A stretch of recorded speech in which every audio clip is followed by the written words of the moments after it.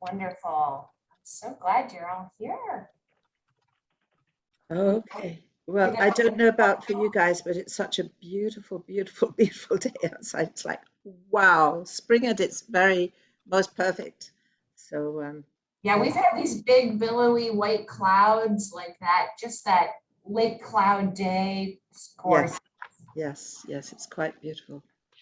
So, but we have a small group today, and maybe we'll get a few more people too. Yes, and we'll get started in just another minute so that give folks a couple of minutes to get on. I know, yes.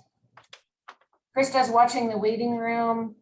And we have until 5 o'clock today. Oftentimes we end the call at 5 and then there's like another 15 minutes, which is awesome, usually pretty special.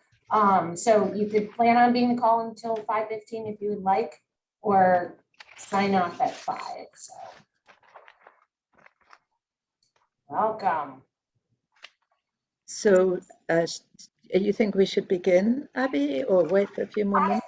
Yep, no, I think actually we should begin since I've started the recording of the call. I will go ahead and introduce myself. My name is Abby Greer, and I also want to introduce from the timebanks.org team, if you just give a little wave, Krista Wyatt, our esteemed executive. Hey, everybody. And Eric Bachman in the wonderful blue. Hello, Eric. And Christine Gray, also timebanks.org. We're going to see her again in just a couple of minutes. But we want to welcome you all to the timebank.org's town hall call. And we are really excited today to talk about a thing called co-production, which if you're like me, it took me a couple years to actually figure out maybe what co-production really means. I find it just a little difficult to understand. I think Chris is going to shed some light on that in a moment, but we're also going to talk about supporting one another through time banking.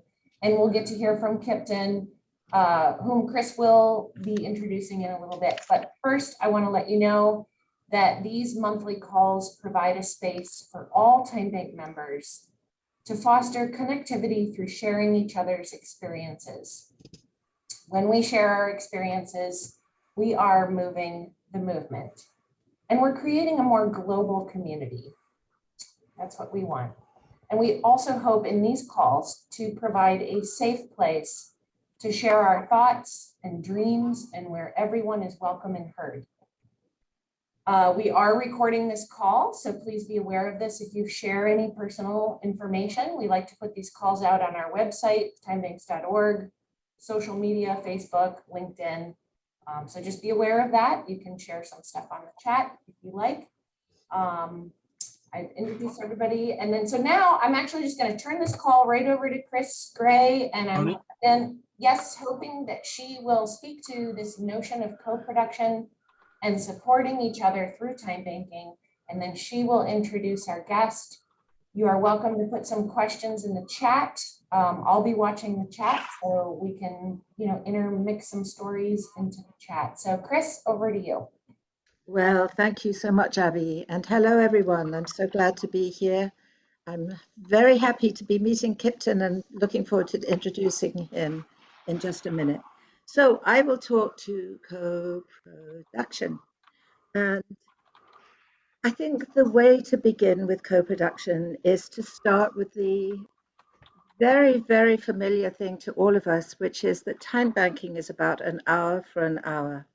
So it's based very profoundly, very deeply on the notion that we are fundamentally equal as human beings.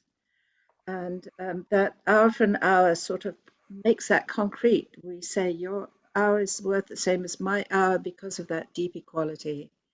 But we also know that the world is a deeply unequal place. It is not very equal. People are on different levels of different kinds of hierarchy. And when Edgar introduced time banking and this notion of equality, he was doing it in part as a very strong statement about social justice. Because what he was seeing was that there are so many people who are as the accidents of life, there but for fortune go you or I, who are at the bottom of the heap, while other people are at the top. And so what he wanted to do, both with time banking, and then with spelling out co-production, was actually questioning that and saying, look, our religions actually tell us how equal we are. We have a gut sense for social justice that equality should be ours, and yet we live in unequal societies. So if time banking is struggling because it's got inserted into this unequal world, maybe we need a framework to discuss about inequality and equality, and whose decisions count and whose decisions don't count, and whose version of the world counts and whose does not. And this was very much in the framework of foundations, charity, nonprofits, where people who received services often did not get much of a say, and people who provided the services determined everything that needed to be done, that would be done, how it was measured, whether it was successful. And so he looked at this and said, look, we need to make space. And the only way to make space is to actually talk about and think about this fundamental equality and recognize as equal the informal economy that we're trying to build, and recognize it may not be as ordered or as structured as the formal economy that money drives, but it has its own legitimacy, its own strengths. And we need to think about these, talk about these, try to carry them forward as equal spheres of life. So that's really the basis, the fundamental basis of co-production. And to actually play it out, to act it out, to confront real inequalities in life, to see how structured situations can overwhelm unstructured situations, that is a whole different ballgame, because it is really challenging in real life. And it does take a lot of conversation, a lot of reflection, a lot of figuring out, what are we doing here? How are these incompatible spaces meeting with each other?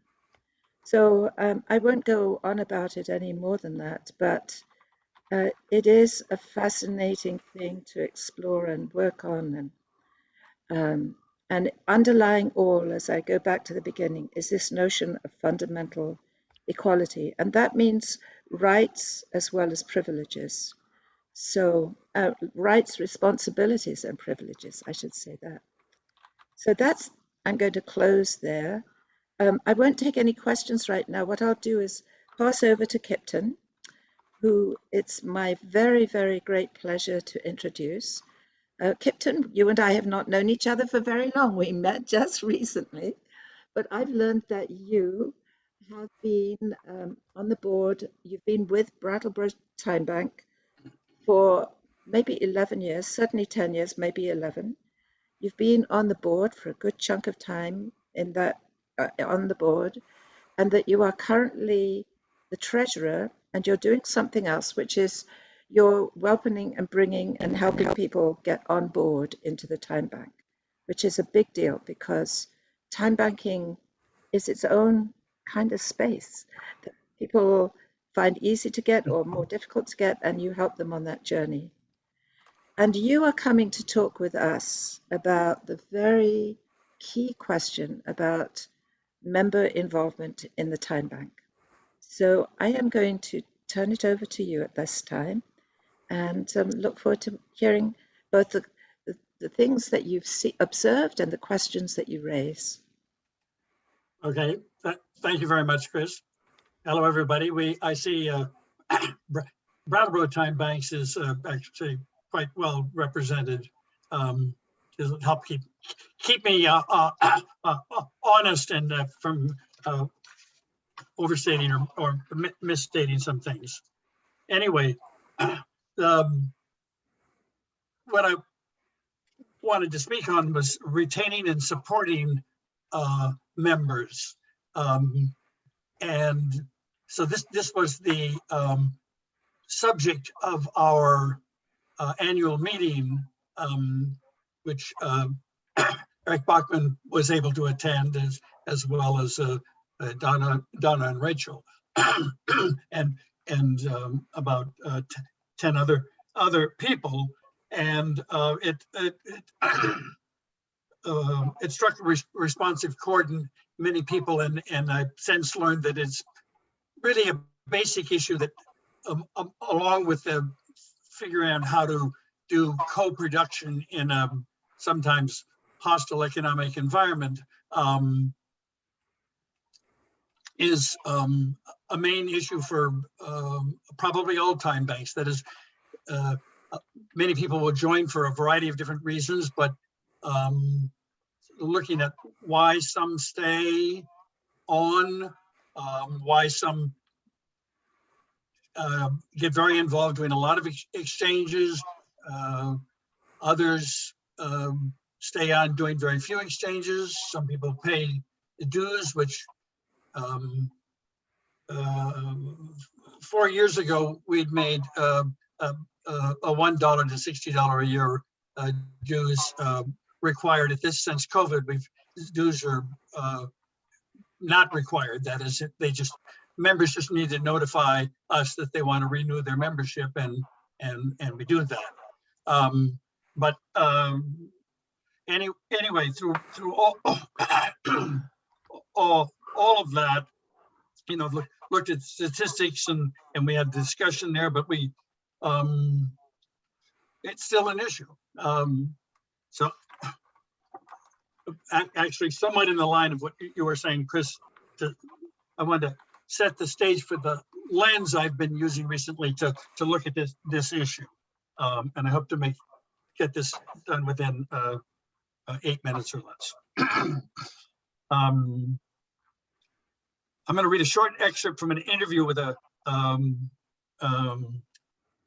writer for the Atlantic, Jonathan Haidt, was interviewed in the Atlantic by Peter Ware. Anyway, in 2020. So they said, but there's one other area Jonathan Haidt mentioned in the context of happiness, purpose, and meaning. That's already been brought up. Those who find a way to be part of something larger than themselves, that are part of a noble community that is pursuing some positive and virtuous end, this brings us to the highest levels of human satisfaction. The sense that our lives are meaningful, worth living. I mean, a lot of that paralleled things that Edgar Kahn has said, and we have an interview from 2008 with him on our website, and I went through that, and he was saying the same thing. I mean, hate is spelled H-A-I-D-T. I had to look it up because they didn't tell me on public radio when I first heard of him. Anyway, he said that we're geared toward productivity, that we get great pleasure from making things happen in the world. You can see this even in babies. But there's something that's not quite satisfying about modernity and modern life. I think it all begins to make sense when you understand that we evolved as ultra-social creatures with needs to be part of a tight community. We are relational creatures. We need to have good relations between ourselves and others. No person is an island. No, we can't really be happy alone. We need good relationships to be happy. In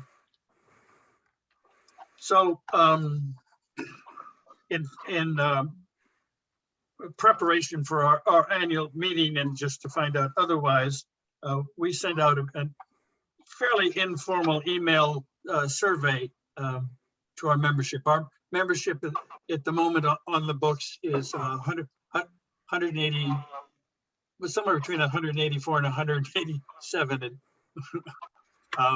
members, and 16 of them responded. But we asked them in an email, have your exchanges been positive and helpful? What may have gotten in the way of you making exchanges? Are there any specific things which make it more difficult to make trades? Is there anything else that has hindered the process of making trades? So I'm going to quickly read it, sort of a summarized and edited set of answers from the 16 members who responded. We need more cross-generational members, like some more younger members. Trades mostly go well when I set them up, but I find it usually nobody answers my requests.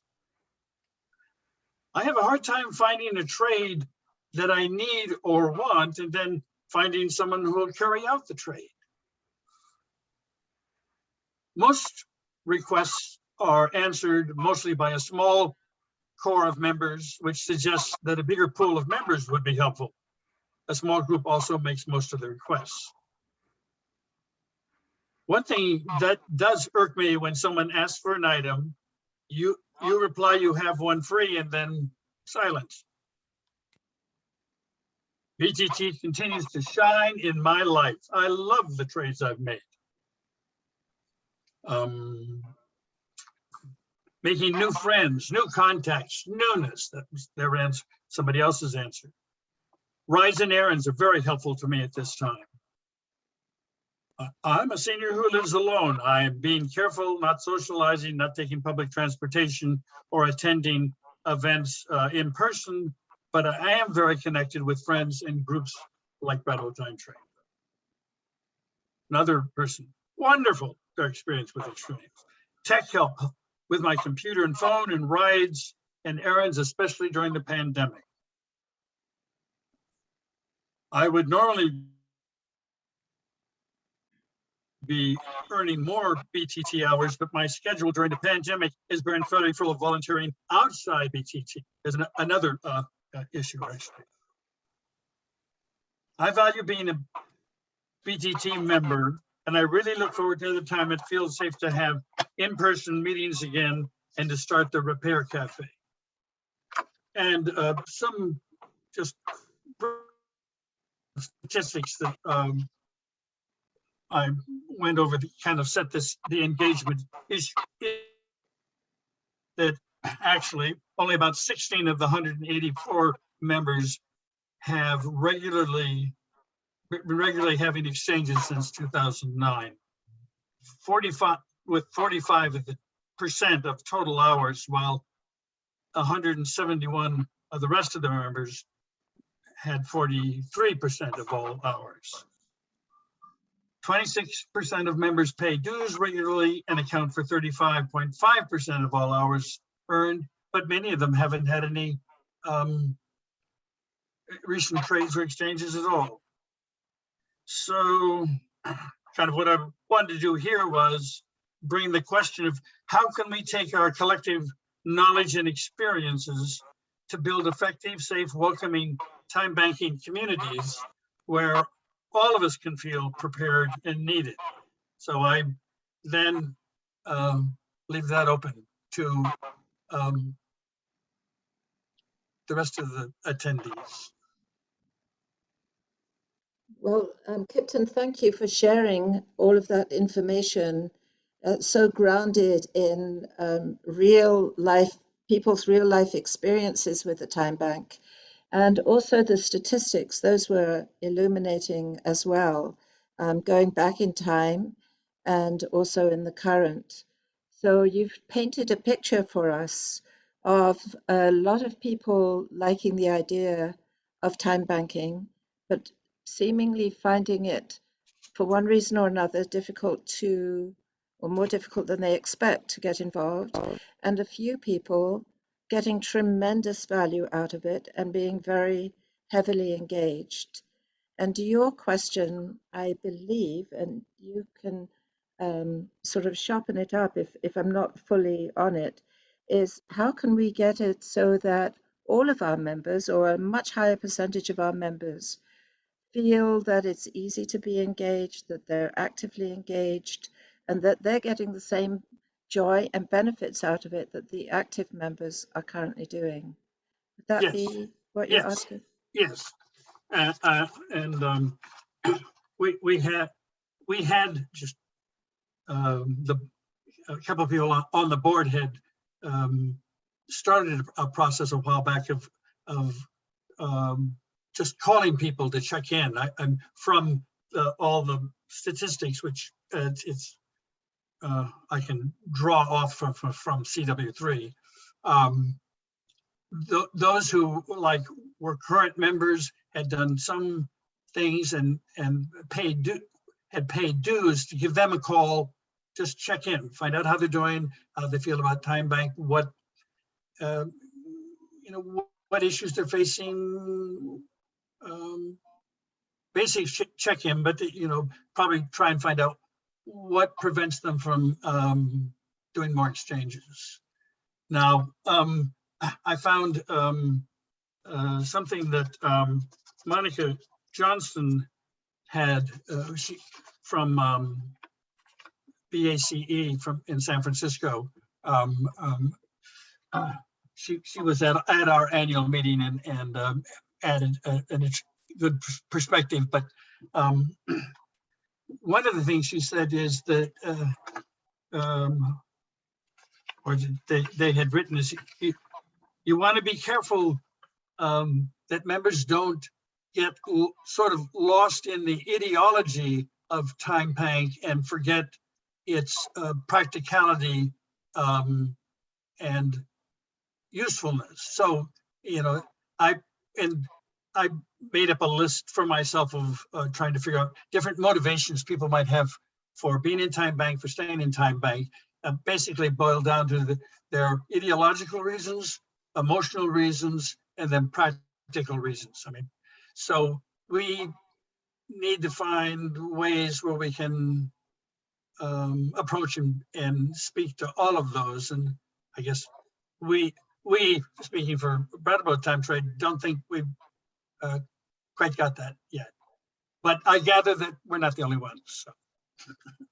Great. Well, let's open it up and see if there are additional comments and questions to you directly, right, as our first sort of step into this topic, which is a really, really important one. So do we have anybody? Yes, Abby. Well, I don't have a question, but I just want to add to the query of the group. Like, I feel like what Kipton is asking is such a common question for coordinators of time banks, is how do we make this time bank so available and so everyone will understand it. And I think the town hall calls are so beautiful in that somebody here may have a story to share about their time bank experience. And when we learn from their time bank experience, we gather more knowledge on how to grab more of the Donnas from St. Pete, or the Rachels, or the Kristas. Like, I would just love to hear a time bank story about your own personal, how did you feel? What made it work? What made it not work? What worked for you? That's what I feel like might help Kipton as well. I'm just throwing it out there. Maybe somebody else has some more technical stuff, but I'm just throwing it out there. Yeah, well, I just wanted to say, I think those stories will help all of us.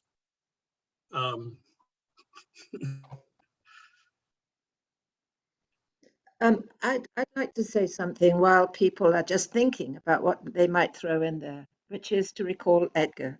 I'm always recalling Edgar, as you can imagine.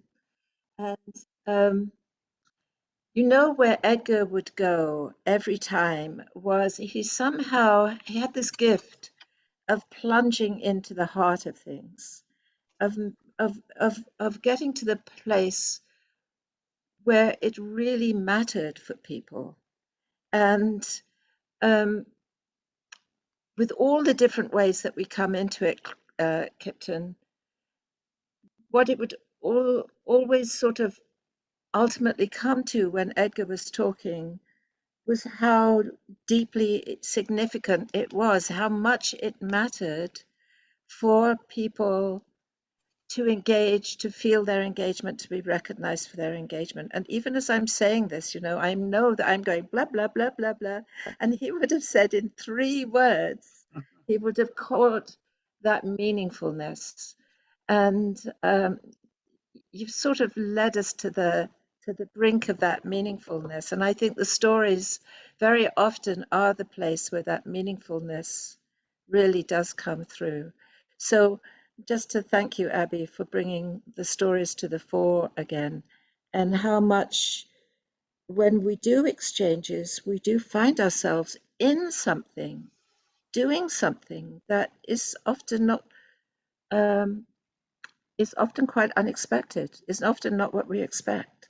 So anyway, I'll go back to the group and your stories about exchanges you've made that are meaningful for you or not, because they haven't worked for you, or what draws you into time, what has drawn you in.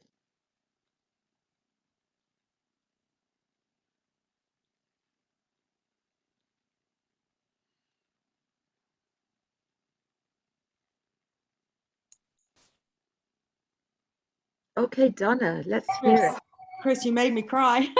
Oh, One of the things that kept me in was getting to know about Edgar, and then, being on Zoom calls with him was absolutely wonderful, and with you as well. I may have said this in the past, but I have never belonged to a finer, more valuable, personally valuable organization, personally valuable for every single member. Mm. And I'm so grateful because my life has been so enhanced by sharing the message of time banking and teaching about time banking. I do all the orientations, and it is so wonderful to see people's faces light up when I talk to them about the core values and about our rules and regulations that are all about respect and love. And so that's something that's meaningful for me. wow, thank you for sharing that.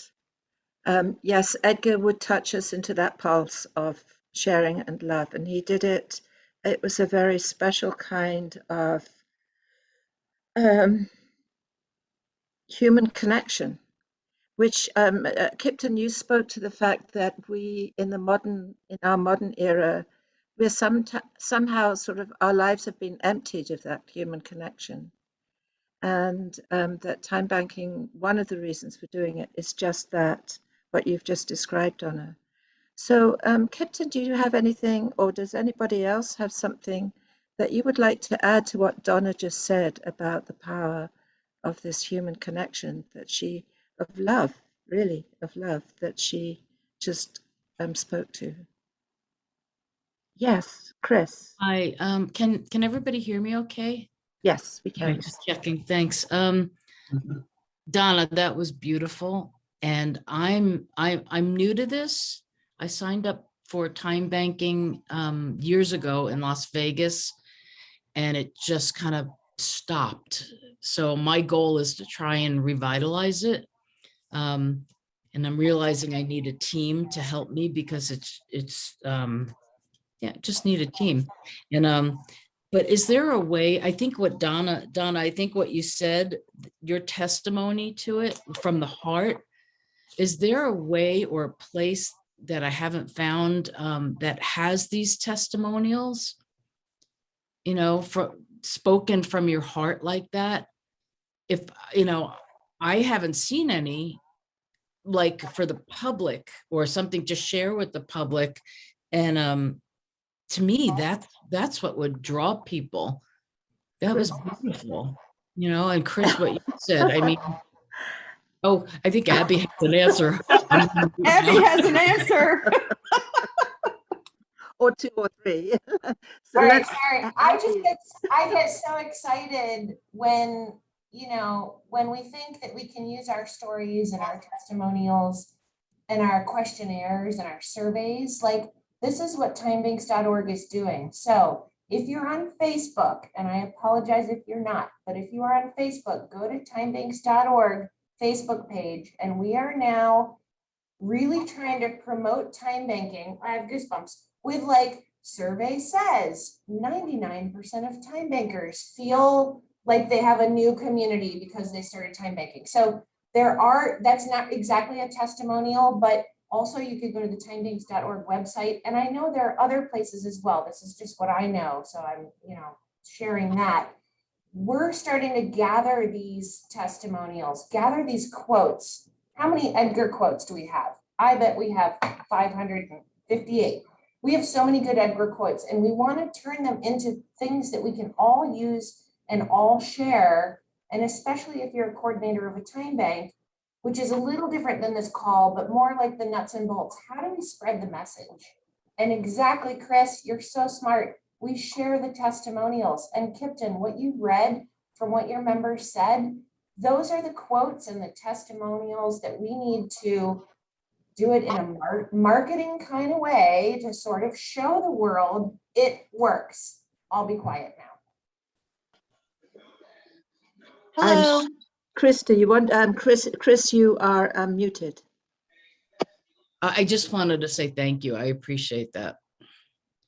So I want to sort of double point. Donna is on the left side of my screen. Chris, you're on the right side of my screen.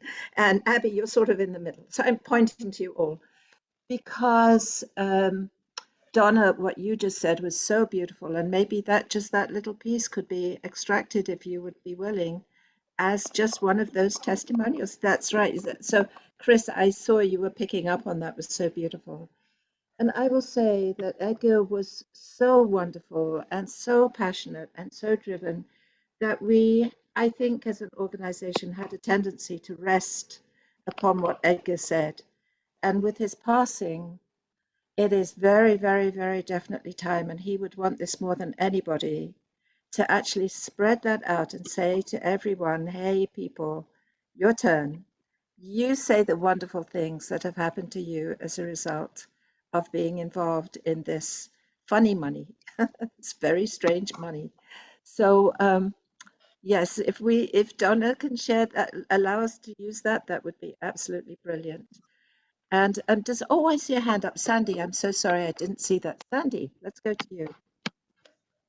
Hi. So I just wanted to add, the St. Pete Time Bank has a public YouTube page and a Facebook page where we have lots of testimonies and videos about how great time banking is.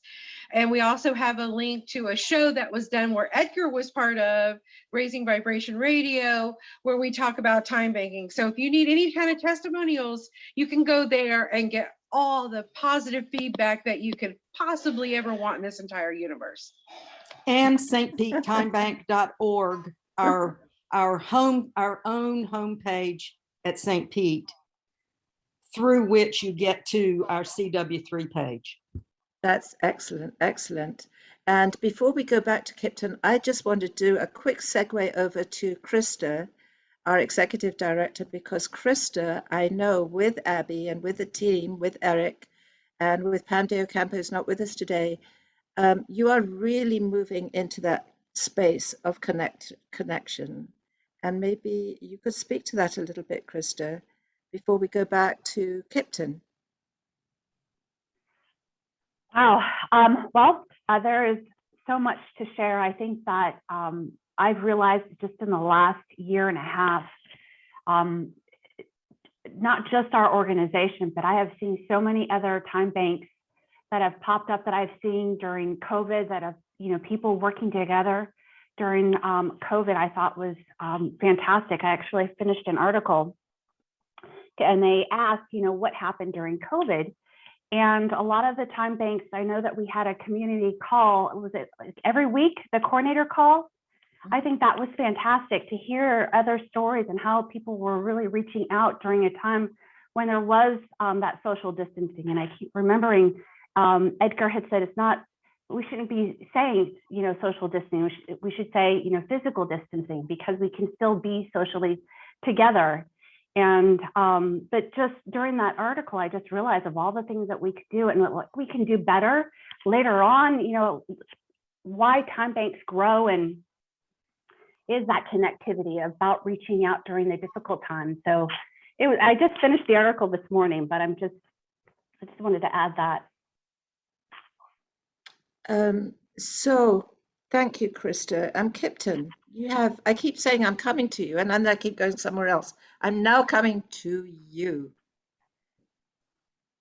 Well, I think hearing what everyone else has been saying is, again,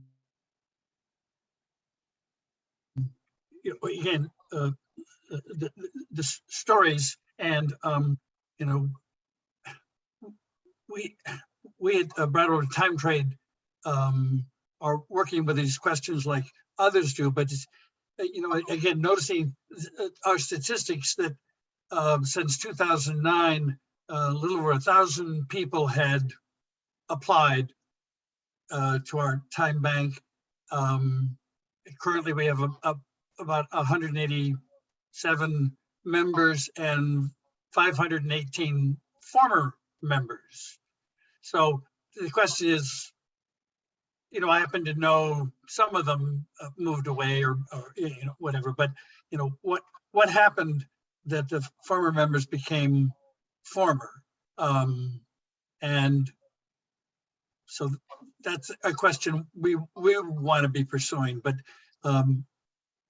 my interest here was simply to share what came out of the discussion at our annual meeting about retaining members, because recruiting members and retaining members, several people have said, is really a very different process.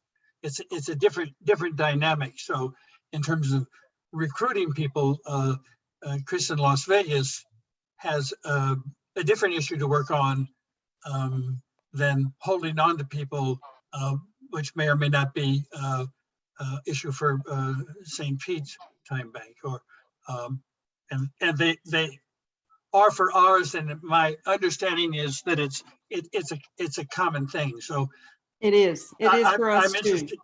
Okay, yes. So I'm interested in any stories or things you've done or that seem to help keep your members involved, even if they're not necessarily active at the moment. Do we have, yes, please, Donna. Donna, yes. Well, I think this may go along a little bit with what Kip was just saying. I hate to say this because it's kind of a downer, but and I'm not sure I want to go into the specifics or not, but I've had wonderful time banking experiences, but I also had one really horrible experience, and I never really talk about it because I don't want to bring people down. But I wonder though, how many other really negative experiences that other people are not talking about. I'm sure they don't make up a huge percentage, but I think they're still important or something. So thank you. Well, thank you for sharing that, Donna. I'm really sorry to hear that you've had that. And I would like to share something else that's going on in my mind as I've been listening to you, Kip, and you, Donna, and the conversation that we've been having. And that is the private and the public, because a lot of the exchanges are actually quite private. They go on between two individuals. The dynamics are, so Donna, my guess is that that was not a very public horrible experience. It was probably a rather private horrible experience.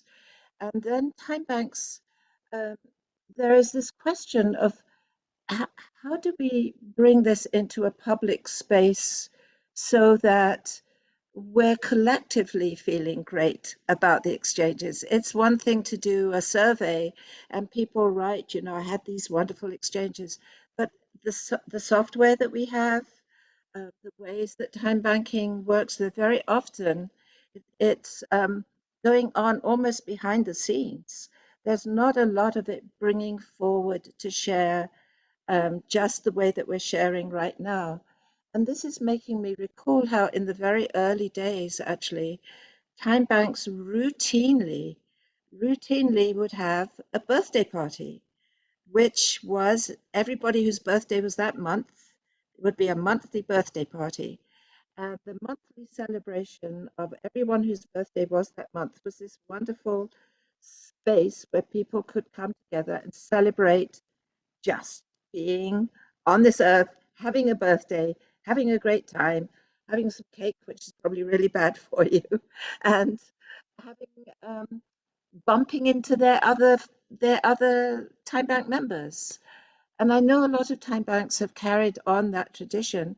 I'm wondering among the people here on this call, how many of you actually do go to like public or birthday celebrations or celebratory happenings or coffee hour? Because I know, Carrie, for instance, I know that you've had coffee hours in the past, things like that that bring together the members just to be for the sake of being together.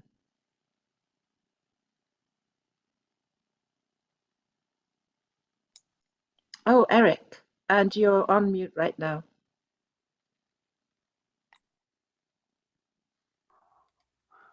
There, I just had a little fight with my mouse. Um, I've been doing a lot of reading and thinking about co-production. I've actually participated in some um, public university courses. There's one that's actually free to anybody who wants to join it, put on by a university in Wales. And I'm really glad that you mentioned at the beginning, Chris, about we should need to discuss about equality and inequality and whose decisions matter and whose decisions do not matter.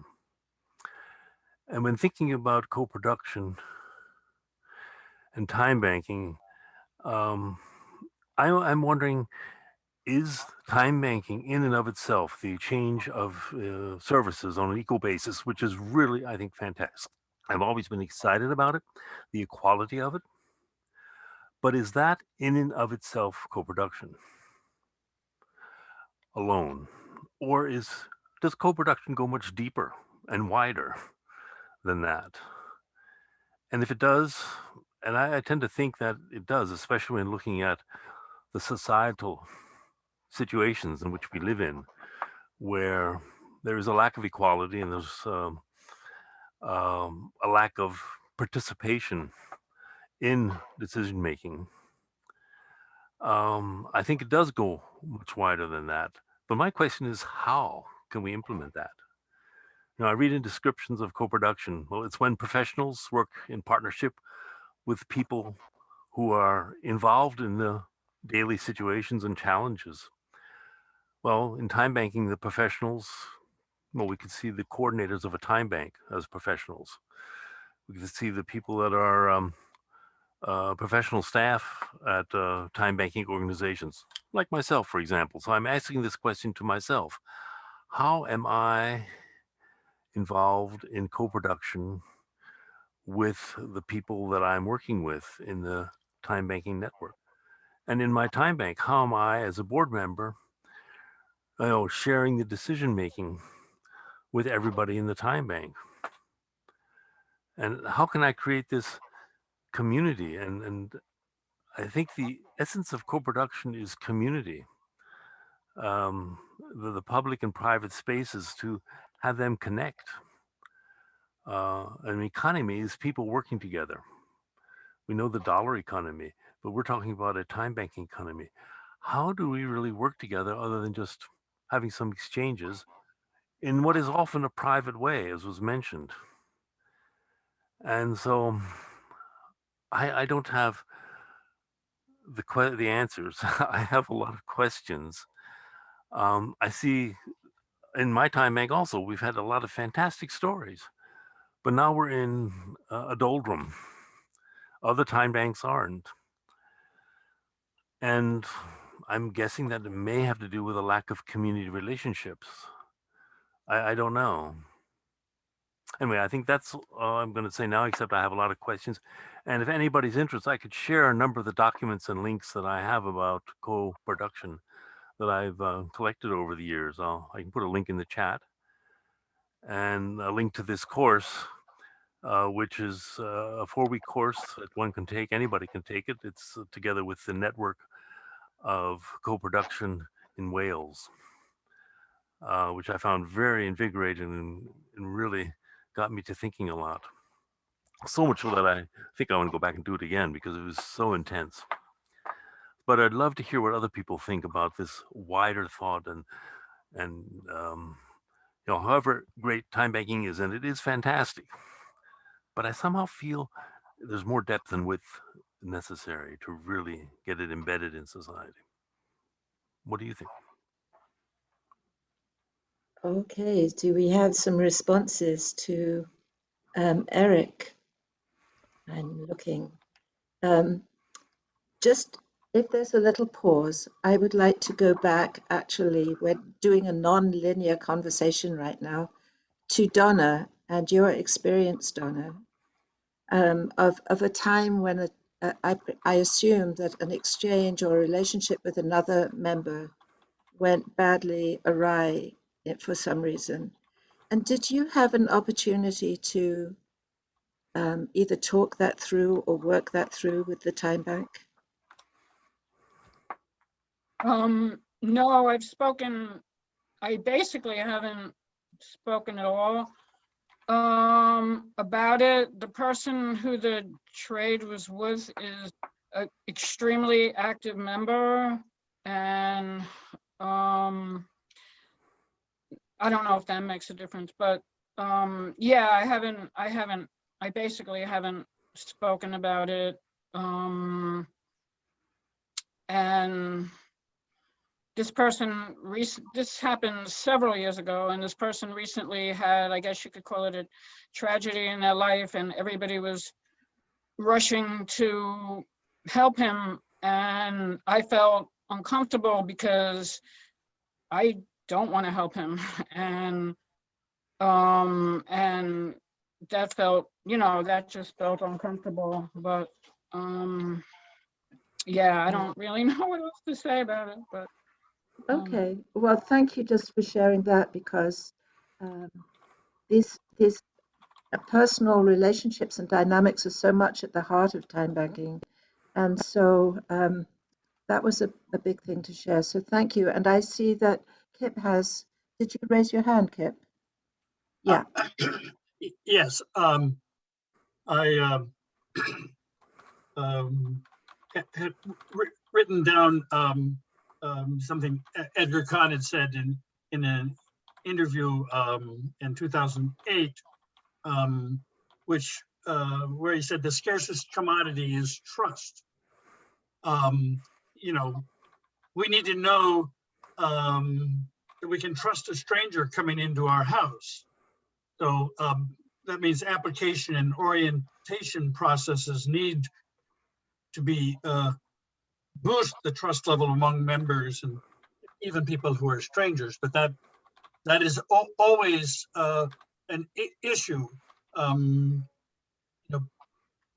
If you do know the person otherwise or don't, but trust is a difficult issue, and Donna also felt that she had that trust violated. So we need to look at ways we can learn from that, maybe make our orientations and some of our screening process more thorough, and have a way for, even if they wanted anonymous reporting of bad experiences, so that they can feel they get processed anyway, because it's obvious, make it harder for Donna to do some trades with people, or maybe did after that. So that sort of thing that does require support, but that's another another part of membership and membership satisfaction. I think so. That was my. Chris, you had your hand up? Who, me? Yeah. Yep, sorry. I was gonna say to Donna, kudos for you still being involved in the organization of time banking. I think with any organization, it always comes down to a person that turns us off to that particular group of people, whether it's a company, an organization, a group, or whatever. there's always a one-on-one that sours us. And I'm glad you kind of got past that and still continued to do this. It's important. It's very important. You know, my heart goes out to you.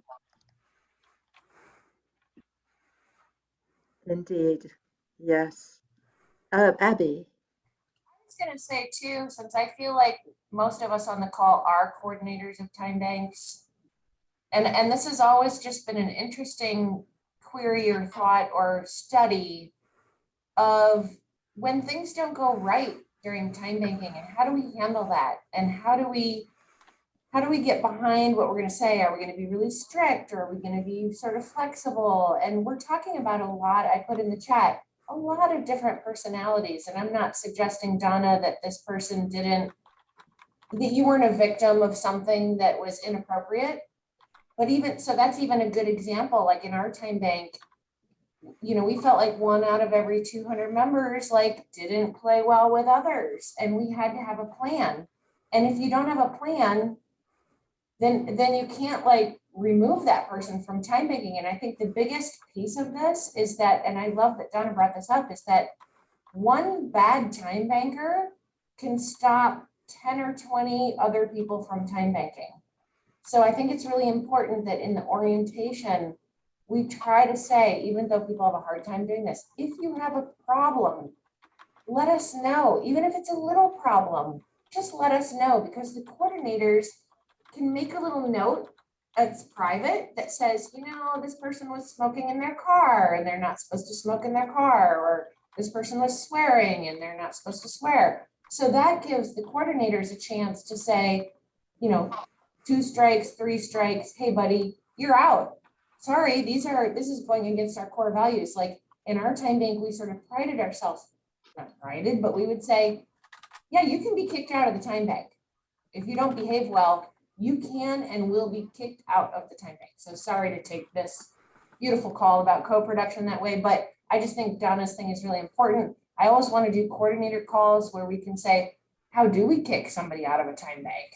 Or how do we keep notes? Or how do we get our members to trust us to tell us when things don't go right? Because people stop time banking and they won't tell you. They'll be like, yeah, you'll hear it from somebody else.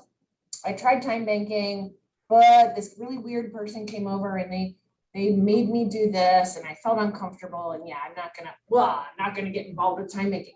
How do we stop that from happening? Because I do think it happens. So it's 4:54, so I'm gonna be quiet on that little negative part, but I'm really passionate about it.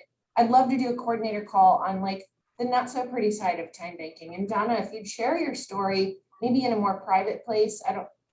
Anyway, the point is these are all really, we're gonna learn from those stories. We're gonna say, how do we handle that? And how does your team handle it? Which to me is the biggest thing, is if you have a team, then it's not Abby kicked me out of the time bank. It's the board said, I'm not allowed to time bank anymore. So, all right, I'm going to go back to Chris because we've got 5 more minutes. Sorry, Donna has had her hand up for a while. So Donna, I know you have something to say. So let's hear what you have to say to this thing. You're on mute right now.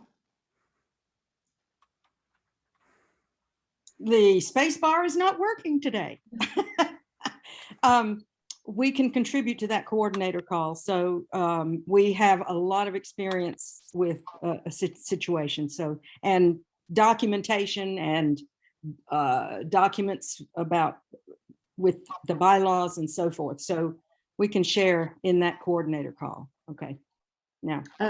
Okay. So sorry, Donna, I thought you were going to say something. Let me just say something to this, which stands out so strongly to me. So I am a person, I'm going to tell you just a tiny bit about my growing up, which was I went to boarding school from the age of 6.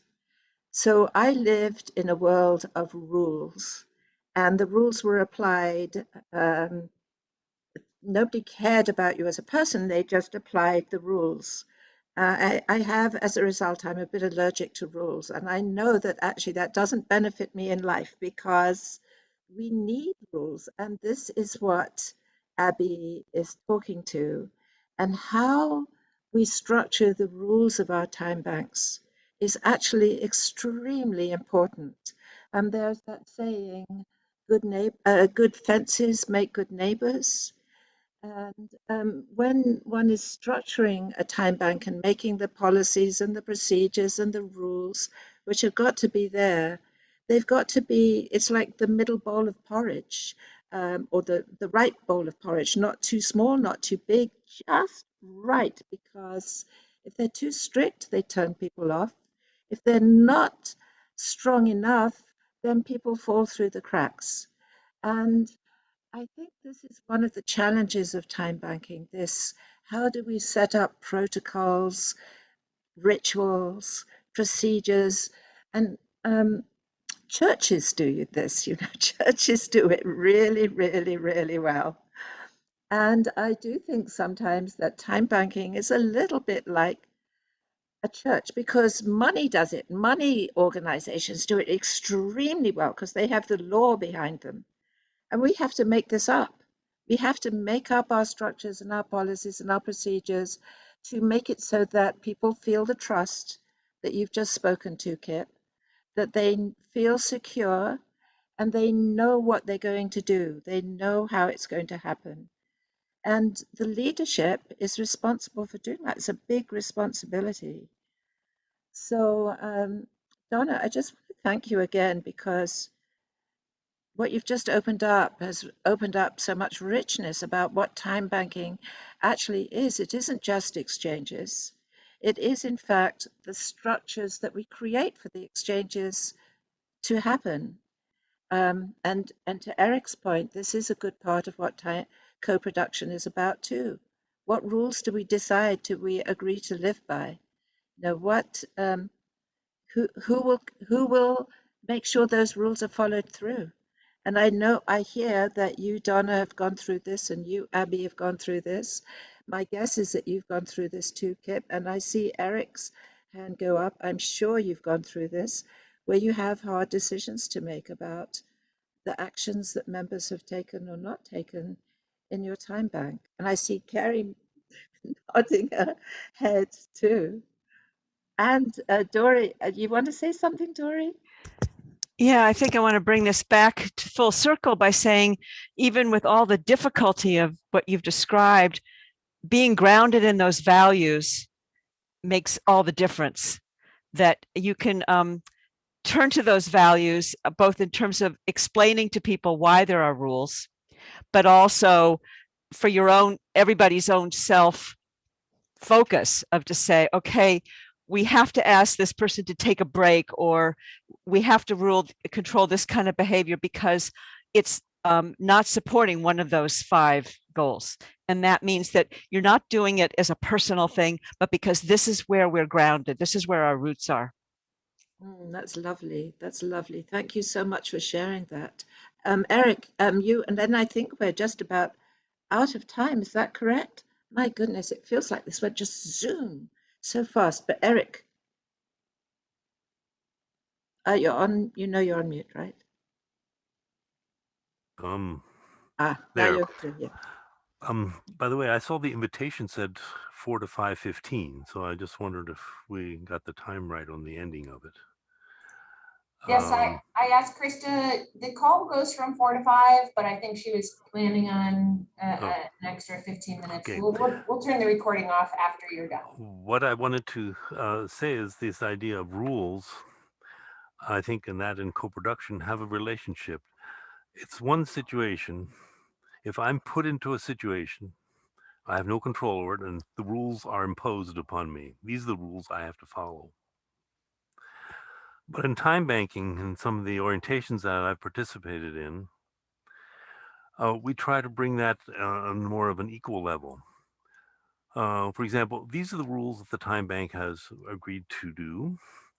And if you want to join the time bank, we invite you to follow those rules, to agree to them, not to have them imposed on you, but to agree to those rules. And if you join the time bank and you think some of the rules should be changed, you can participate just like everybody else in the time bank in making some of those changes. But I think there's a very big difference between these are the rules you have to follow, or these are the rules that we've agreed upon and we'd like you to agree to join this community. And so it's not just about rules themselves, it's about how they are created, how they're applied, and how we use them in our relationships. And for me, when I look at co-production, I think it's important to involve everybody, new people as well as existing people, in the rules and make it a real agreement. You know, do you agree to these rules to participate in this group project? Thank you. Thank you for sharing that. That what you stressed is the very proactive affirmation of the shared rules. They're not just being there and they're not just imposed, they're embraced is what you're saying. And that makes it sound kind of easy. I know these things can be really tough, but yeah, that active affirmation. Kip, could we maybe just have one last word from Kip and then we close out? So thank you very, very much, Kip, for bringing this question to us all to explore. Oh, happy to, and you hear me? Yeah, Yes. okay. I was happy to, and how it morphed into other related issues was really.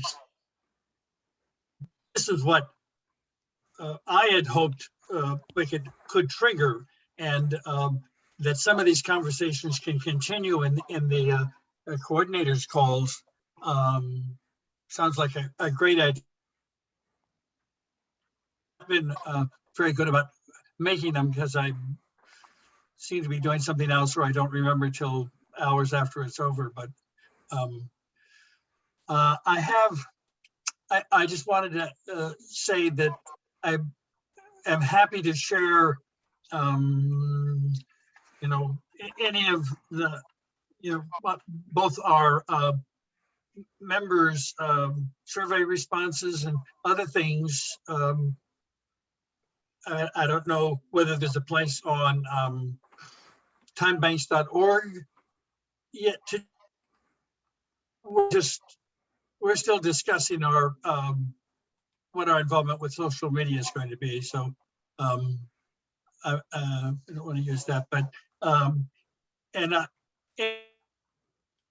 question about anything I read or please feel free to contact me at bradderalltimetrade@gmail.com.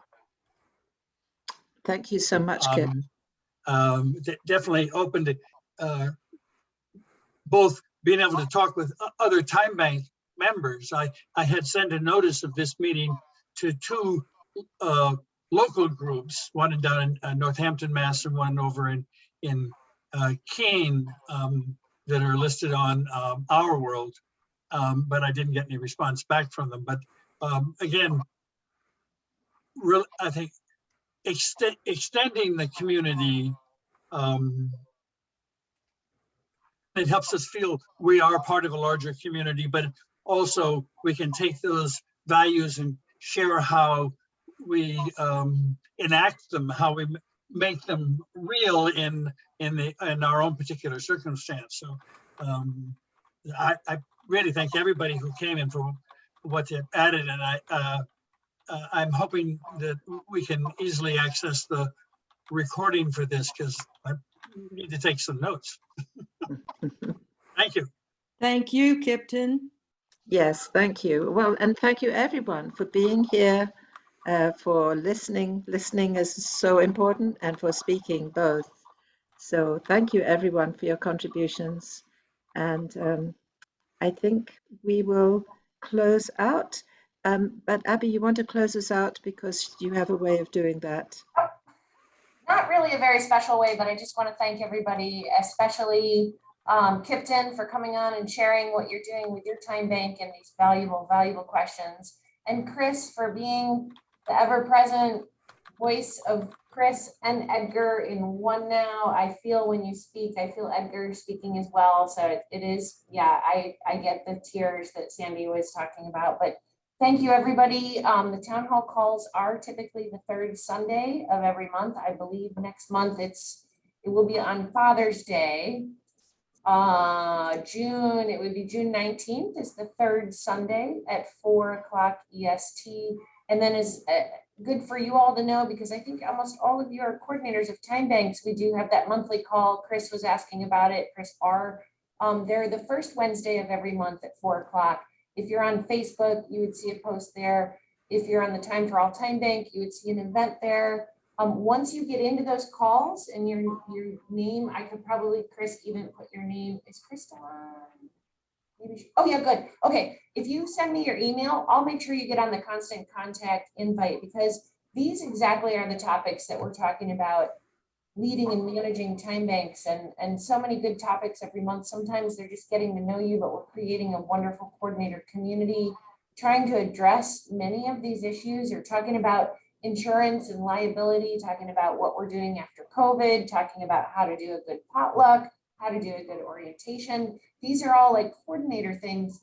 And then we have this town hall calls, which we're really hoping to sort of market towards members who have stories to share, kind of moving that movement and reflecting on the importance of the stories. So it gets a little intertwined, but this audience today, I feel like, was made up mostly of time bank leaders and coordinators, which is beautiful, because I feel more inspired now after this call. So I just want to thank you all, and I'll turn the recording off, but I'm not going to end the call. So those of you who need to go have your Sunday dinner, please just hang up, say goodbye, and I'm going to turn the recording off.